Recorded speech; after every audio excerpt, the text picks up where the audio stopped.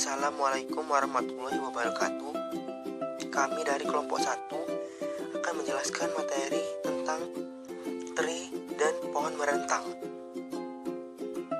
Di sini saya selaku moderator akan mempersilakan teman saya memperkenalkan diri terlebih dahulu. Sebelumnya, saya Rahmatullah, NIM 2020 121005. Assalamualaikum warahmatullahi wabarakatuh.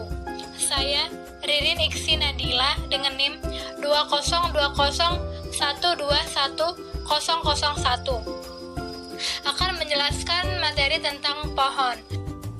Perkenalkan, nama saya Septi Wulandari dengan NIM 2020121003. Di sini saya kebagian materi untuk menjelaskan pada teorema 2.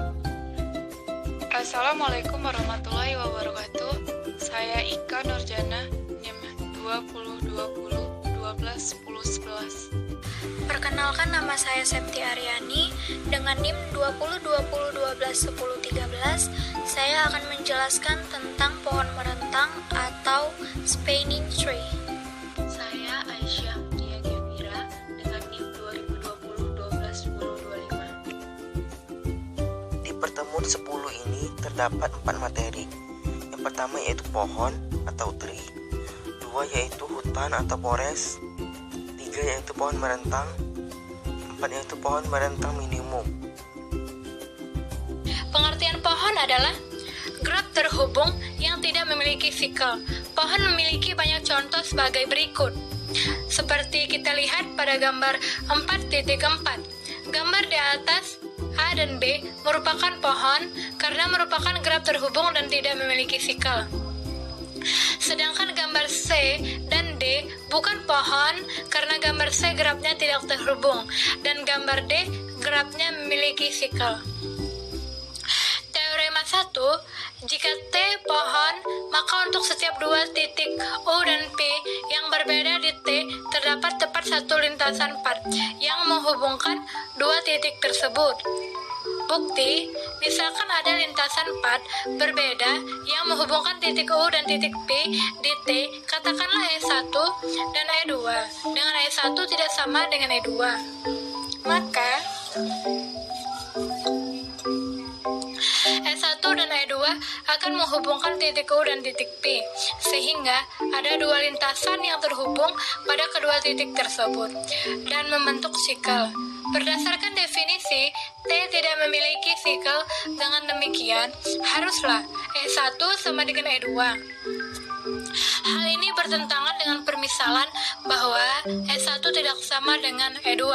Jadi, terbukti bahwa setiap dua titik yang berbeda di T memiliki tepat satu lintasan yang menghubungkan kedua titik tersebut.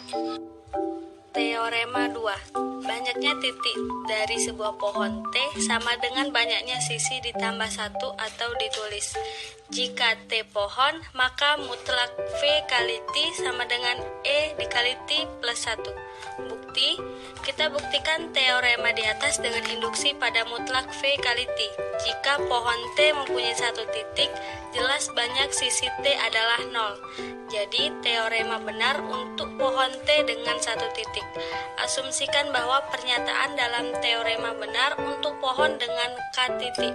Artinya, jika pohon T mempunyai paling banyak K titik, maka mutlak V kali T sama dengan mutlak E kali T plus 1. Akan ditunjukkan bahwa jika pohon T mempunyai K plus 1 titik, maka F kali T sama dengan mutlak E kali T plus 1. Misalkan T adalah pohon dengan K plus 1 titik dan 1 adalah sebuah sisi T, maka T dikurang 1 memiliki tepat dua komponen T1 dan T2. Masing-masing komponen adalah pohon dengan titik kurang dari K plus 1, sehingga menurut asumsi mutlak V kali TI sama dengan mutlak E dikali TI plus 1, atau sama dengan I sama dengan 1,2. Selanjutnya, mutlak E kali T sama dengan mutlak E kali T1 ditambah mutlak E dikali T2 plus 1. Sehingga mutlak V dikali T sama dengan mutlak V kali T1 ditambah mutlak V dikali T2 sama dengan mutlak E kali T1 plus 1 plus mutlak E dikali T2 plus 1 sama dengan mutlak E dikali T1 ditambah mutlak E dikali T2 ditambah 1 sama dengan mutlak E dikali T ditambah 1. Dengan demikian teorema terbukti. Baiklah, selanjutnya saya akan menjelaskan teorema 3. Apabila suatu sisi dihapus dari pohon dan titiknya tetap, maka diperoleh graf yang tidak terhubung dan karenanya graf itu bukan pohon. B. Bila sebuah sisi ditambahkan pada pohon tanpa menambahkan titik baru, diperoleh graf yang memiliki sikel, dan karena itu graf tersebut bukan pohon. Bukti, jika sebuah sisi ditambahkan atau dihapuskan dari pohon, graf baru yang diperoleh tidak lagi merupakan pohon. Berdasarkan teorema 2, karena penghapusan sebuah sisi menjadikan graf itu tidak terhubung dan menambahkan sisi membentuk sikel, maka teorema terbukti. Teorema 4. Pernyataan berikut ini ekuivalen untuk pohon T. A. T adalah pohon.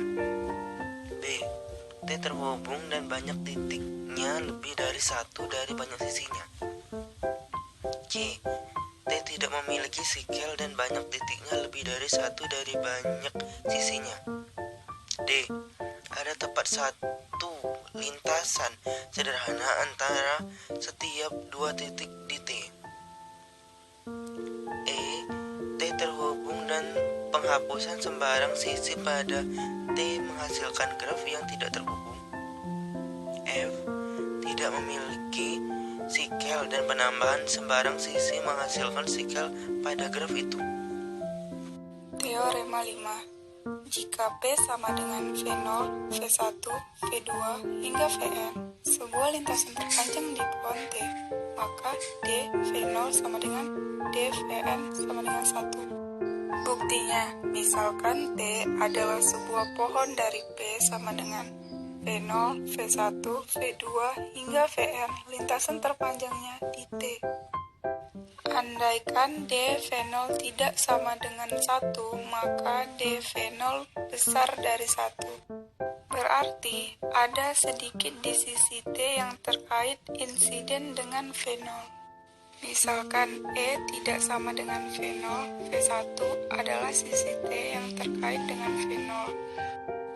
Karena P lintasan terpanjang di T dan T sederhana, sisi E harus menghubungkan V0 dengan sebuah titik lain di P.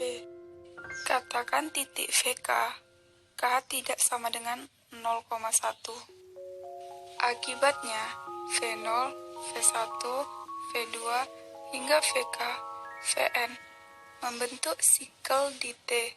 Ini bertentangan dengan kenyataan bahwa T sebuah pohon. Dengan kata lain, D V0 sama dengan 1 dengan argumen yang serupa dapat ditunjukkan D Vn sama dengan 1. Teorema terbukti. Hutan atau forest. Hutan adalah kumpulan sebuah pohon yang saling melepas. Bisa juga diartikan sebagai graf yang tidak terhubung, yang tidak memiliki sikel. Dalam hal ini, setiap komponen di dalam graf terhubung, sesuai pada gambar 4.5 di bawah. Spanning tree atau biasa disebut dengan pohon merentang. Pohon merentang adalah subgraf terhubung yang berbentuk pohon, atau pohon merentang merupakan bagian dari suatu graf yang berbentuk pohon. Setiap graf terhubung mempunyai paling sedikit satu buah pohon merentang. Cabang atau branch adalah sisi dari graf semula atau sisi pada pohon merentang. Tali hubung atau cord atau link dari pohon adalah sisi dari graf yang tidak terdapat di dalam pohon merentang. Pohon merentang diperoleh dengan cara memutus sirkuit di dalam graf tersebut. Bisa dilihat contohnya pada gambar graf G. Graf G merupakan graf lengkap. Graf G ini memiliki sirkuit sehingga tidak bisa dikategorikan sebagai pohon. Kita dapat mengubahnya menjadi suatu pohon dengan cara menghapus sirkuitnya. Contohnya yaitu pada gambar T1 atau tree 1. Dengan menghapus beberapa sisi sehingga graf ini atau gambar T1 ini tidak memiliki sirkuit tetapi tetap terhubung. Sehingga graf ini memenuhi sifat pohon yaitu terhubung dan tidak memiliki sirkuit. Bentuk lainnya, kita juga bisa membuat seperti gambar graf T2 atau T3 atau T4. Anda pun juga bisa mencoba dalam bentuk-bentuk yang lainnya. Dengan syarat, banyaknya vertex tetap sama yaitu 4.